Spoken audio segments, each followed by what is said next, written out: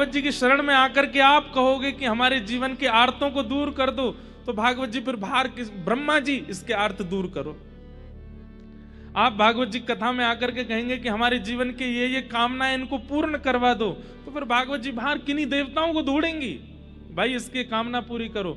लेकिन भागवत जी से आपने अगर कामना की कि आप केवल श्याम सुंदर को प्रदान कर दो, भागवत जी कहेंगे हमारी गोद में बैठे, ले तेरी गोद में बैठा दो, ये तो मेरे पास है, ये तो मेरी सामग्री है। भागवत जी की सामग्री है श्री कृष्ण, मांगिए प्रदान करेंगे। इसलिए उद्देश्य पवित्र रखिएगा। भगवान के 3 रूप हैं, सत्य, चैतन्य और आनंद। बहुत ध्यान से सुनिएगा। सबसे पहला ठाकुर जी का स्वरूप क्या है? सत्य। सत्य विश्वास होता है।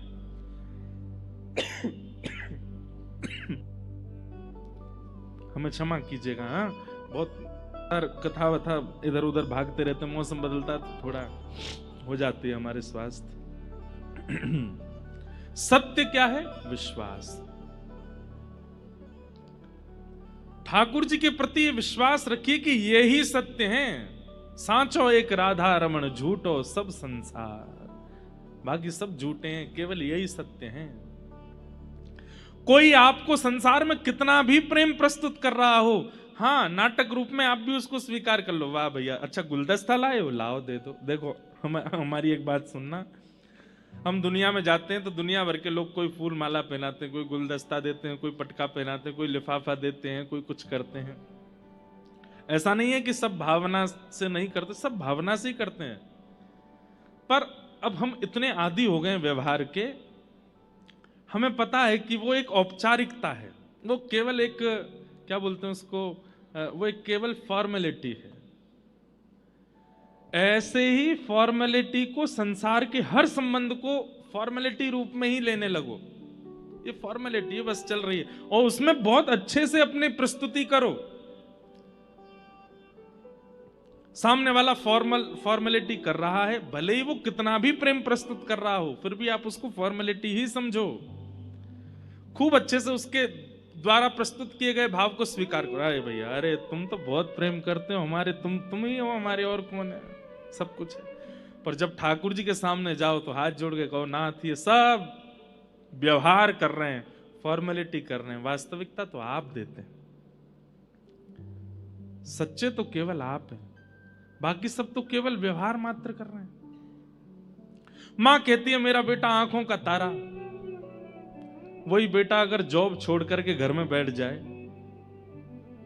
मां मैंने रिजाइन दे दिया, क्यों? तू ही तो कहती थी कि तेरे बिना मन नहीं लगता, तू बहुत बाहर रहता, घर रहे। अब मां सुबह शाम आलू के परांठे बनाओ, घर ही रहूंगा मैं, कुछ नहीं करना है। वैसे तो मां का वात्सल्य अति अद्भुत होता है, पर फिर भी 2-4 महीने बाद मां के मन में भी आएगा कुछ करा धरा तो कर, पूरे दिन मांगता रहता है आलू का पराठा। संसार बड़ा नश्वर है बंधुओं। लोगों को जब ये बात अनुभव हो जाती है ना कि आपसे उनका कोई क्रिया भाव नहीं है, वो अपने व्यवहार को छोड़ने लगते हैं, दूर करने लगते हैं। पर ठाकुर जी से प्रेम स्वच्छ क्यों है? क्योंकि आपसे ठाकुर जी का कोई काम नहीं बनने वाला, पर वो फिर भी आपके संग रहते हैं। आप जो पवाते हैं पाते हैं, जैसे पहनाते हैं पहनते हैं, जहां ले जाते हो वहां जाते हैं। आप भोग नहीं लगाएंगे तो ठाकुर जी भूखे नहीं रहेंगे, आप नहीं सुलाएंगे तो ठाकुर जी सोएंगे नहीं, ऐसा नहीं है। पर फिर भी वो आपसे कितना प्रेम करते हैं, आपके संगी रहते हैं, उसी को तो प्रेम करते हैं। कहते हैं जहां पर व्यवहार की इच्छा नहीं है फिर भी प्रेम है, वो ठाकुर जी तो हैं। इसलिए वो सत्य है, बाकी सब असत्य है संसार में। केवल फॉर्मेलिटी चल रही है, स्वीकार कर लो। वास्तविकता तो केवल ठाकुर जी दे रहे हैं। सत्य, भगवान सत्य है। दूसरी बात, ठाकुर जी चैतन्य है, वो जड़ नहीं है। आप उनके प्रति जड़ बुद्धि मत रखा कीजिए। हमारी बात मानिएगा, जिस दिन आप भगवत सेवा से जड़ बुद्धि निकाल देंगे, उस दिन से आपकी सेवा अद्भुत होने लग जाएगी। आपके मन में यह व्यवहार नहीं है कि ये जड़ हैं, उसी दिन से एक बार सागर एक जगह है मध्य प्रदेश में, वहां पर एक बिहारी जी का मंदिर है, बहुत ध्यान से सुनिएगा। तो वहां बिहारी जी का मंदिर है, तो वहां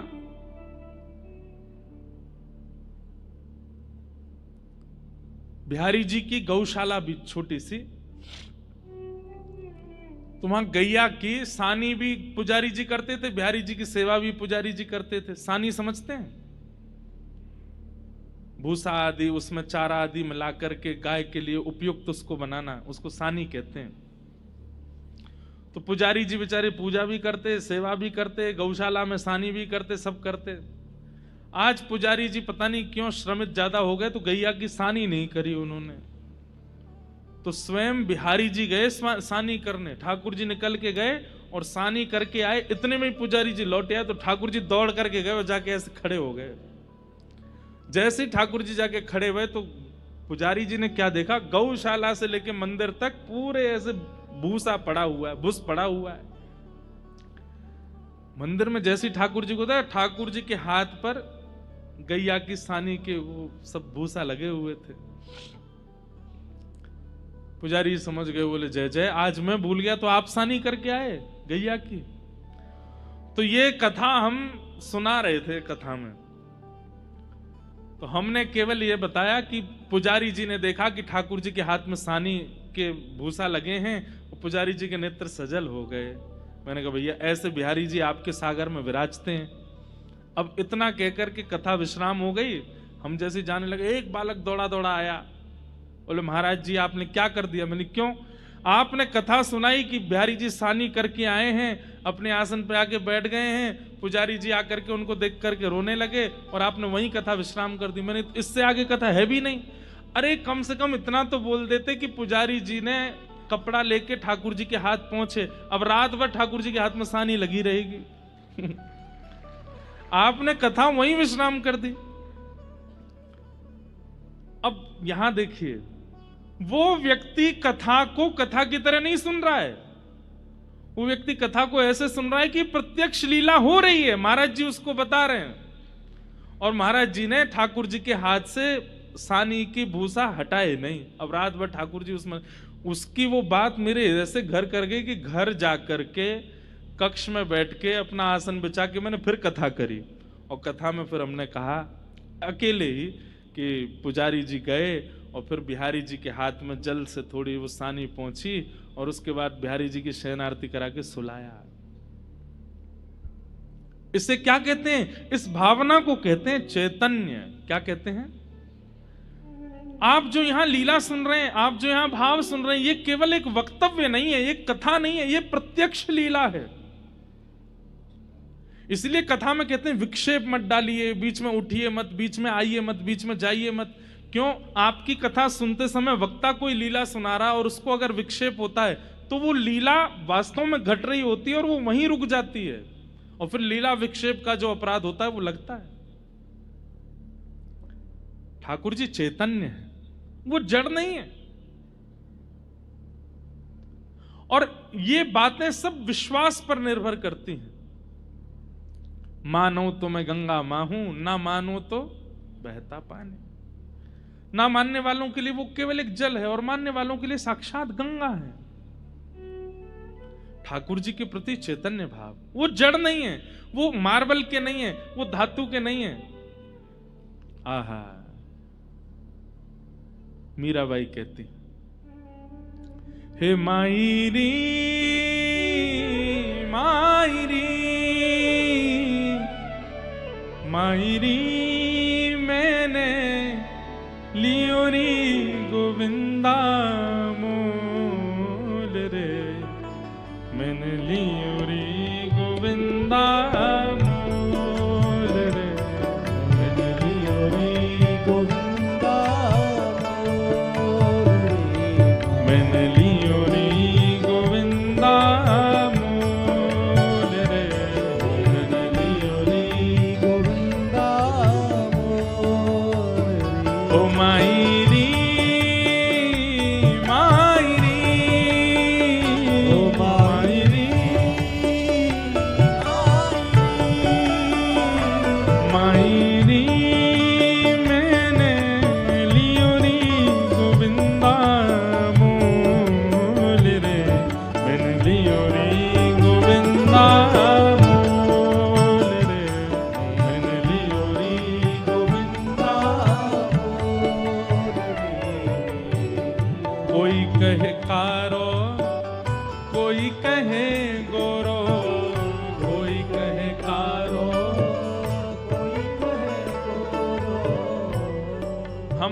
तेलुगु में गा रहे हैं क्या?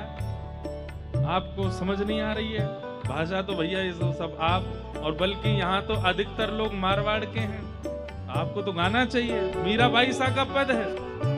आप सब अधिकतर हैदराबाद में रहने वाले अधिकतर लोग तो उनकी निकासी तो राजस्थान से ही है।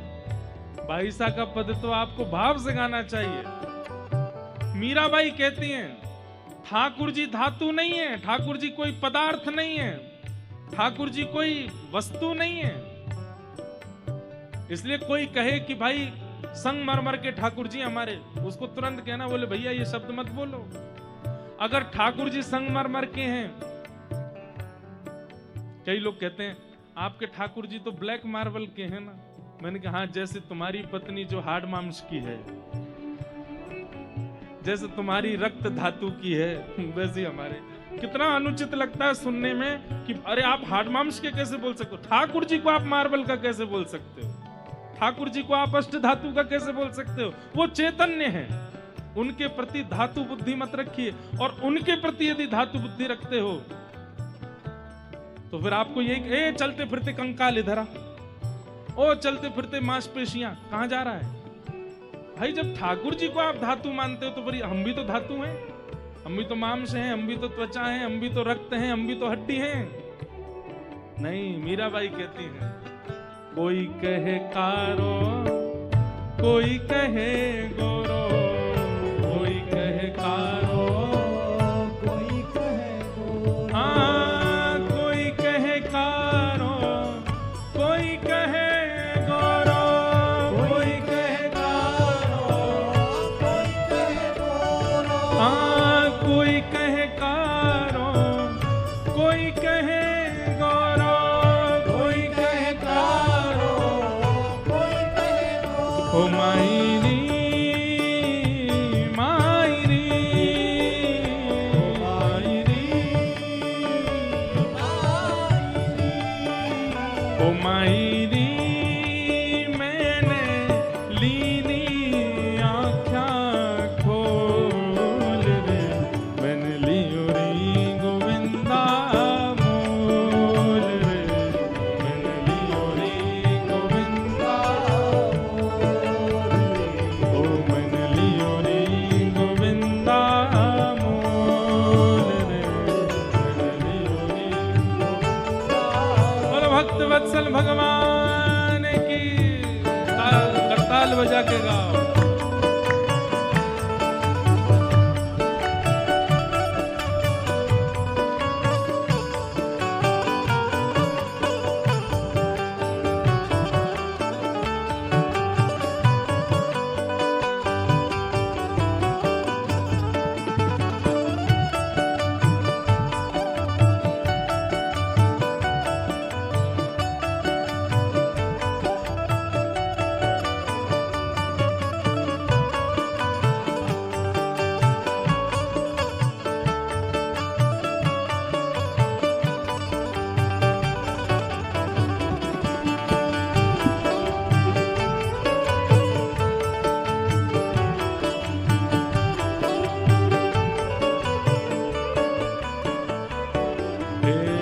कोई कहे हल्को, कोई कहे भारो, कोई कहे हल्को, कोई कहे भारो, कोई कहे हल्को, कोई कहे भारो, कोई कहे हल्को, कोई कहे भारो, हाँ कोई कहे हल्को, कोई कहे भारो, कोई कहे हल्को, कोई कहे भारो, हाँ कोई कहे हल्को, कोई कहे भारो, कोई कहे हल्को, कोई कहे भारो। ओ मायरी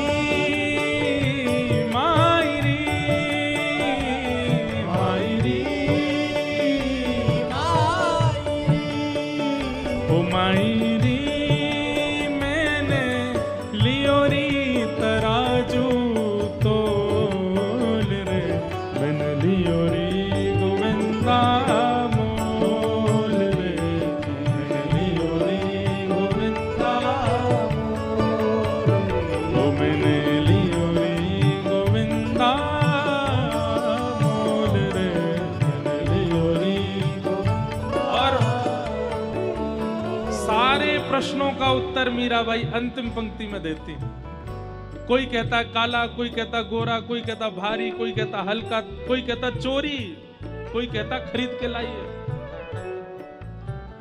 कोई कहे महंगो, कोई कहे सस्तो, कोई कहे महंगो, कोई कहे सस्तो, कोई कहे महंगो, कोई कहे सस्तो, कोई कहे महंगो, कोई कहे सस्तो, कोई कहे महंगो, कोई कहे सस्तो, कोई कहे महंगो, कोई कहे सस्तो, कोई कहे महंगो, कोई कहे सस्तो, कोई कहे महंगो, कोई कहे और सस्तो।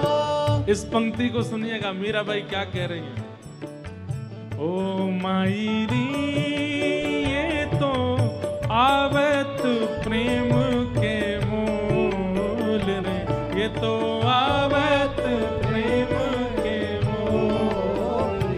ओ मैंने लियो री गोविंदा मोल रे, मैंने लियो री गोविंदा मोल रे।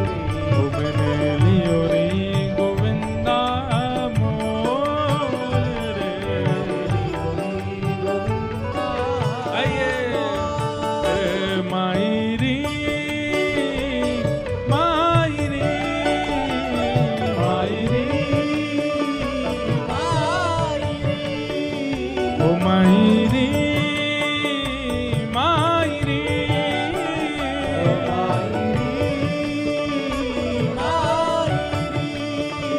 ओ मायरी मैंने लियो री गोविंदा मोल रे, मैंने लियो री गोविंदा मोल रे, मैंने लियो री मैंने लियो री गोविंदा मोल रे।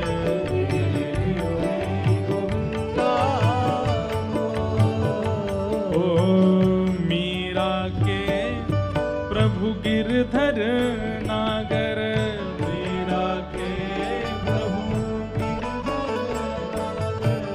मीरा के प्रभु गिरधर नागर, मीरा के गिरधर नागर, नटवर नागर, गिरधर नागर, नटवर नागर, गिरधर नागर, नटवर नागर, गिरधर नागर, नटवर नागर। ओ मीरा के प्रभु गिरधर नागर, मीरा के प्रभु गिरधर नागर। ओ मायरी मायरी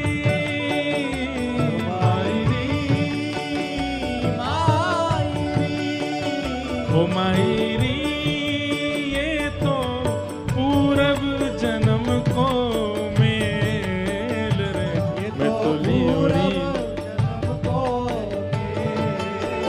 ओ मैं तो लियो री गोविंदा मोल रे, मैंने लियो री गोविंदा मोल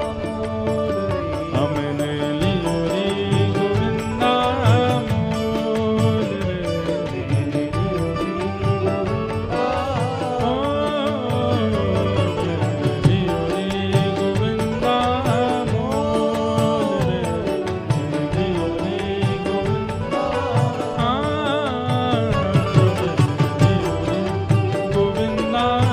मोल रे, मैंने लियो री गोविंदा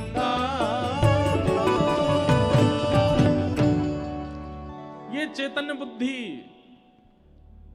यही ठाकुर जी का दूसरा स्वरूप है। उनको चैतन्य मानना है।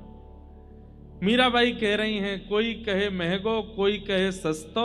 अरे सुनो भैया कान खोल के, क्या ये तो आवत प्रेम के मोल। ये ऐसे ही नहीं आते हैं, ये प्रेम के कारण आते हैं, प्रेम के वशीभूत होकर के आपके पास आते हैं।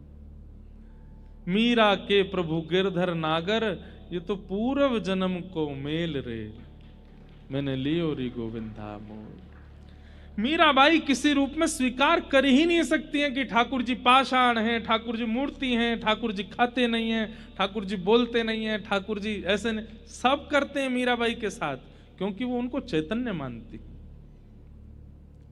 गोस्वामी तुलसीदास जी महाराज मानस जी को चैतन्य मानते हैं, वेदव्यास जी महाराज भागवत जी को चैतन्य मानते हैं, और मानते शब्द से कहीं ना कहीं विरोध हो जाता है। चैतन्य हैं, चैतन्य बुद्धि रखनी पड़ेगी। आप बरसाने गए, वृंदावन गए, नंदगांव गए, लेकिन जैसे गए वैसे ही आ गए, कोई फर्क नहीं पड़ा। इसका मतलब आप उनको चैतन्य मान के देख के नहीं आए हो, आप उनको जड़ मान करके ही दर्शन करके आए हो। अगर चैतन्य बुद्धि रख ली होगी तो वहां जाकर के कुछ अनुभव ना हो, ऐसा हो नहीं सकता।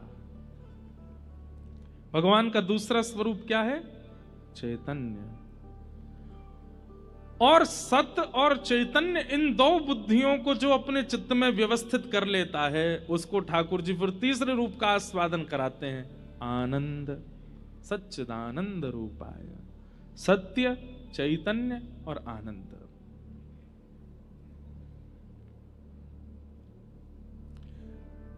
वेंकटाचल पर्वत जो है, जहां तिरुपति बालाजी विराजते हैं, वहां पर एक महापुरुष विराजते थे, सदगृहस्थ महापुरुष, गृहस्थी थे। उनका नाम था श्री अनंताचार्य जी महाराज। और जब वे वेंकटेश भगवान का दर्शन करने के लिए गए बहुत वर्षों पूर्व,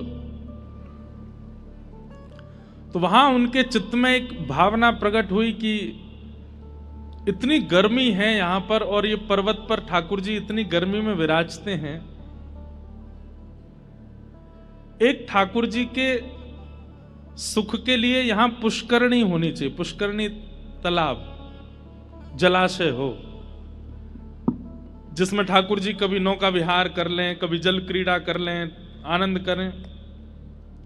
इसलिए हमारे वैष्णवों में भी नियम है कि जब जेठ का महीना आता है तो सब लोग अपने अपने घरों में भी ठाकुर जी के आगे एक टब जैसा रखते हैं, उसमें खूब पानी, उसमें गुलाब जल आदि रखेंगे, उसमें कमल आदि रख देते हैं, फुब्बारा लगा देते हैं आर्टिफिशियल, ठाकुर जी को जल का सुख हो। उसी को श्री वैष्णव परंपरा में पुष्करणी कहते हैं। विश्व में जहां कहीं भी मंदिर है, ठाकुर जी की पुष्करणी जरूर सिद्ध होती है। हमारे वृंदावन में राधा वल्लभ जी और बिहारी जी में जाओगे तो वहां तो श्रोता ही वो दर्शनार्थी भीगते रहते हैं, ऊपर फुब्बारे चलते रहते हैं ठाकुर जी के आगे। तो श्री अनंताचार्य जी महाराज के चित्त में आया कि ठाकुर जी के लिए एक जलाशय होना चाहिए। लेकिन वो इतने सेवक थे कि उन्होंने कोई ऐसा नहीं कि 4, 5, 10, 20 लोगों को ले आए हों, खुद ही लग गए सेवा में। खुद ही फावड़ा उठाया, गड्ढा करके वहीं पुष्करणी तैयार करने लगे। उनकी गृहिणी साथ में थी, वो सगर्भा थी, गर्भ में बालक था। अपनी पत्नी से बोले, देवी देखो, सगर्भ अवस्था में कथा सुनना, वैदिक पुराणों का पाठ करना, ठाकुर जी की सेवा करना, ये सब बहुत लाभकारी होते हैं। तुम्हारे गर्भ में बालक है, मैं जानता हूं पीड़ा तो है, पर तुम थोड़ी मेरी सहायता करना। मैं यहां से खोद खोद के परात में भरूंगा, तुम बस उसको उठा करके वहां फेंकती आना, ठीक है? लग गए दोनों सेवा में। गर्मी का समय, ठाकुर जी की सेवा का विधान है, जितने रज रज के ठाकुर जी की सेवा करोगे उतनी जल्दी ठाकुर जी प्रसन्न होकर दर्शन देंगे। कलयुग में केवल दोनों भुजा उठा करके हरे कृष्ण कृष्ण कृष्ण हरे हरे, हरे राम राम राम हरे हरे, और जितने उत्कंठ भाव से, जितने भाव से, जितने प्रेम से भगवान नाम गाओगे उतनी जल्दी ठाकुर जी मिल जाएंगे। आप भले ही कलयुग में ठाकुर जी को मुकुट उल्टा पहना दो, ठाकुर जी को बुरा नहीं लगता। हाँ, आचार्य चरण आएंगे घर पे तो टोक देंगे, मुकुट उल्टा पहनाया है, श्रृंगार ऐसे नहीं ऐसे करना है, उनको टोकने का अधिकार है। ठाकुर जी को बुरा नहीं लगता। ठाकुर जी कहें अब तू जैसे चाहे कर ले, कलयुग है भैया। हमारे पूज्य नाना जी पंडित श्री कृष्णलाल शास्त्री जी, वो इतनी अच्छी व्याख्या करते थे। बोले, लाला दीपावली पे पटाकिन की दुकान जब खुलेगी ना, तब अगर तू जावेगा तो पटाखे बहुत महंगे मिलेंगे। और बोले जब पटाखे इनकी दुकान बंद है रही हो, पुलिस घूमती है ना कि बंद करो 9-10 बजे सब बंद, उस समय अगर पहुंचोगे तो दुकानदार को ये लगती जल्दी जल्दी मेरे पटाखे बिके, तो वो 100 रुपए वाला पटाखा भी 50 में बिक देगा। ठीक वैसे ही ये संसार दुकान है। सतयुग में ये खुलती है, इसलिए भगवत प्राप्ति बहुत महंगी है।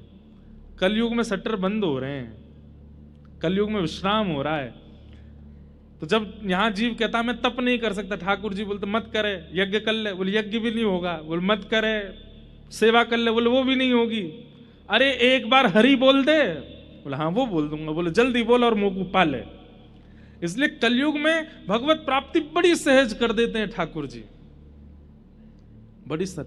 अभी हम निकल नहीं पा रहे हैं, अभी भक्तमाल की कथा पूरी हुई ना परसों जयपुर में, वहां श्रीमन चैतन्य महाप्रभु का चरित्र कहा।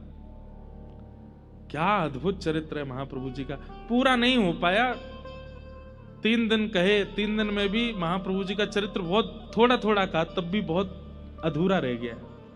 नाम की कैसी महिमा, अद्भुत। इसलिए कलयुग केवल नाम आधारा, ये नाम के आधार पर चलता है।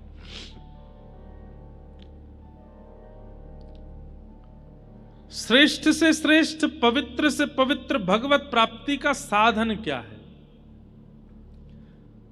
तब सूत जी महाराज कहते हैं, बोले वैसे तो नाम से भगवत प्राप्ति हो जाएगी।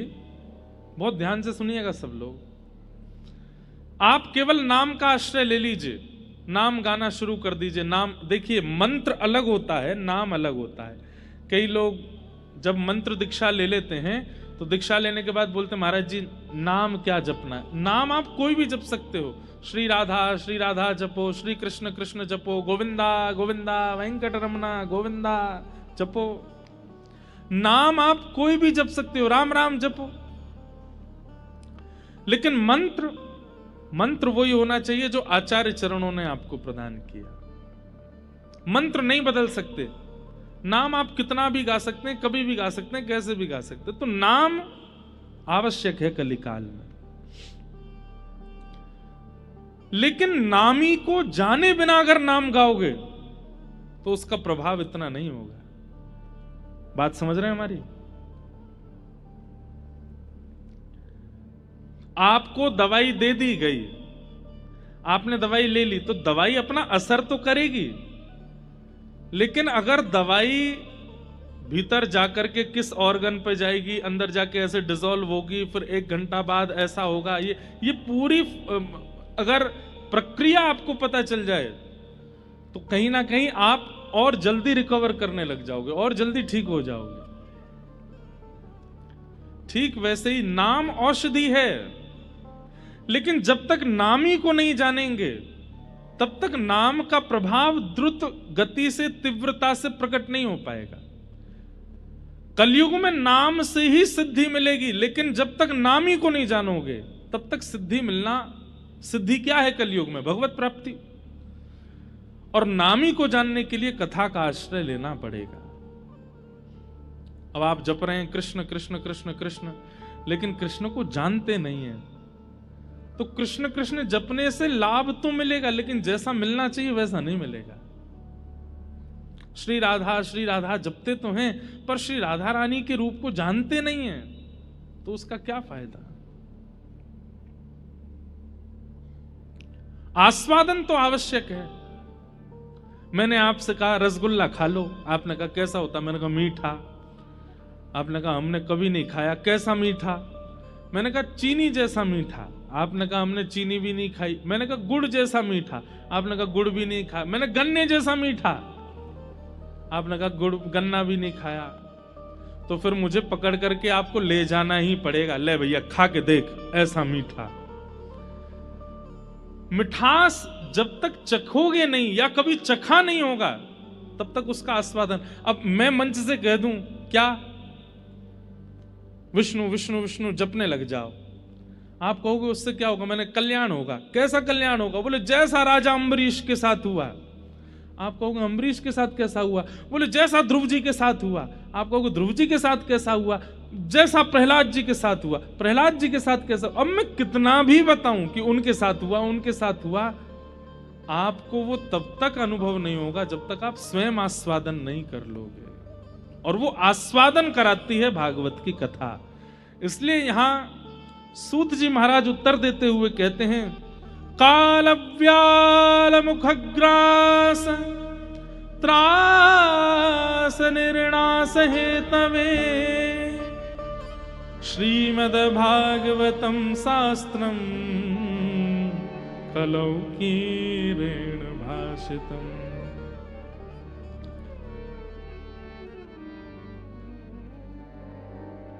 काल रूपी व्याल के मुख में, व्याल कहते हैं सर्प को, हम आप सब लोग बैठे हैं। जब हंस अकेला उड़ जाएगा,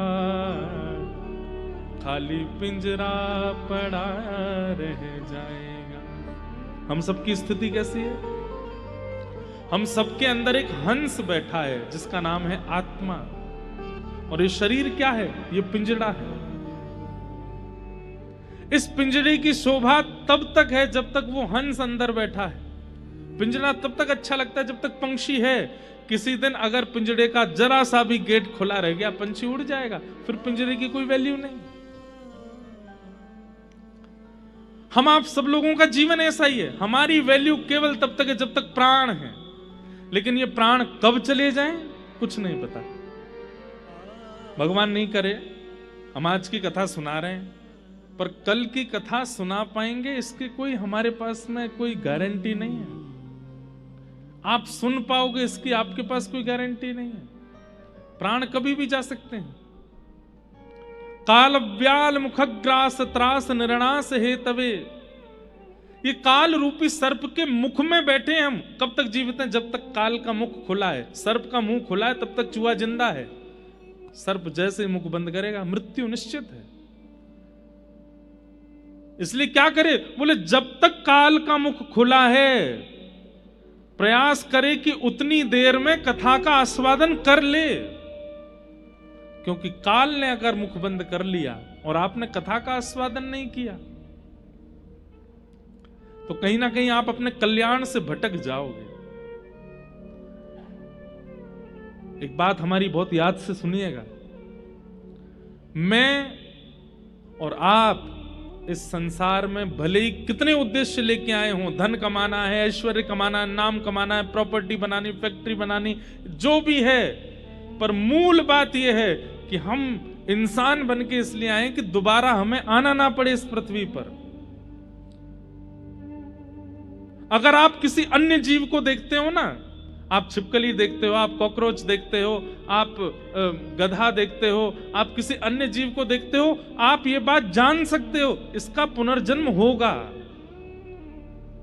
लेकिन मानव देह मिला है तो इसका मतलब क्या है? इसको अपॉर्चुनिटी मिली है। ये चाहे तो अपने जन्म मरण के चक्कर से अभी छुटकारा पा सकता है, और उसके प्रयास में जो लग जाता है उसी व्यक्ति का जीवन सफल है।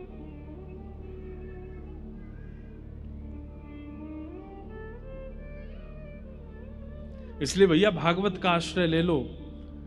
काल आवे, मृत्यु आवे, उससे पहले पहले भागवत जी का आस्वादन करते हुए जीवन में जो जो वक्ता बताते हैं उनको अपने जीवन में इंप्लीमेंट करना शुरू कर दो, लाना शुरू कर दो, उसी से कल्याण हो जाएगा। और नाम का आश्रय ले लो। श्रीमद् भागवतम शास्त्रम कलौ कीरेण भाषितम। इस कलिकाल में भगवत प्राप्ति का श्रेष्ठ से श्रेष्ठ, पवित्र से पवित्र यदि कोई साधन है तो वो साधन भागवत की कथा है। हम कहां तक कहें, 7 दिन भी बहुत दूर की बात है। 2 घंटे, 1 घंटा, 10 मिनट कथा सुन करके मैंने देखा है लोगों को परिवर्तित होते हुए। महाव्यसनी अपनी माता जी को छोड़ने आए थे कथा में, मां ने कह दिया 10 मिनट बैठ के चला जा, कथा तो चल रही है। 10 मिनट बैठे, 7 दिन की कथा निकल गई, जीवन बदल गया। उर्दू पुंड लगाते हैं, नित्य वृंदावन जाते हैं, हर महीने वृंदावन परिक्रमा करते हैं। ऐसा जीवन, ये बदलने की सामर्थ्य भगवत लीला में है, भागवत की कथा। इसलिए सूत जी महाराज कह रहे हैं, श्रेष्ठ से श्रेष्ठ, पवित्र से पवित्र इस कलिकाल में भगवत प्राप्ति का साधन भागवत की कथा है, उसका आस्वादन करो। सौनकादि ऋषि कहने लगे, महाराज ये भागवत की कथा सबसे पहले किसने किसको सुनाई, कृपा करके हमें बताओ। तब सूत जी महाराज बोले, भागवत की कथा सबसे पहले सनक सनंदन सनातन सनत कुमारों ने भक्ति ज्ञान वैराग्य को सुनाई, नारद जी को साक्षी बना करके। अच्छा, क्यों, ऐसा क्या हुआ था? तब कथा सुनाते हैं कि भक्ति के दो पुत्र हैं, ज्ञान और वैराग्य, दोनों वृद्ध हो गए थे, जिनकी वृद्धता के कारण भक्ति बहुत परेशान थी। भक्ति महारानी ने नारद जी से प्रार्थना की, हे नारद जी, मेरे दो पुत्र वृद्ध हो गए हैं, मां युवा है, बालक वृद्ध हो गए हैं। यही भक्ति महारानी कहती हैं कि मेरा जन्म दक्षिण में हुआ, उत्पन्ना द्रविड़ेशाहम वृद्धिम कर्नाटके गताम क्वचित क्वचिन महाराष्ट्रे गुर्जरे जीर्णताम गतः। लेकिन वृंदावन पुनः प्राप्य नवीने विश्वरूपिणी, पूरे भारत में भ्रमण करते हुए जब मैं वृंदावन आई तो वृंदावन आकर के मैं युवा हो गई। यहां भक्ति नाचती है वृंदावन में, लेकिन मेरे दोनों बालक ज्ञान और वैराग्य ये वृद्ध ही हैं। क्यों? क्योंकि लोगों में भक्ति तो है पर ज्ञान और वैराग्य नहीं है। आपके घर पे हम आते हैं, आप लोग तिलक लगाते हो, अक्षत लगाते हो, कई माताएं आरती करती हैं। उनसे पूछा जाए क्यों कर रहे हैं? स्वागत है महाराज जी, स्वागत नहीं, उसके पीछे कारण है। आप तिलक इसलिए लगाते हैं, नमोस्तुते व्यास विशाल बुद्धे। व्यक्ति श्रेष्ठ जब घर आता है तो उसके सिर पर तिलक इसलिए लगाया जाता है कि उनकी बुद्धि को हम प्रणाम कर रहे हैं, या हम अपना भाव प्रकट कर रहे हैं कि इनकी बुद्धि जो है वो सदमार्गीय रहे, इसलिए हम उसको तिलक लगाते हैं। अक्षत किस लिए लगाते हैं? बोले अक्षत लगाने से आयु बड़ी होती है, आयु लंबी होती है, इसलिए हम अक्षत लगाते हैं। और द्वार पर आया हुआ अतिथि भगवान के समान है, इसलिए उसकी आरती उतारते हैं। लेकिन हम लोग क्या जानते हैं, स्वागत है, ये तो भक्ति तो है, ज्ञान नहीं।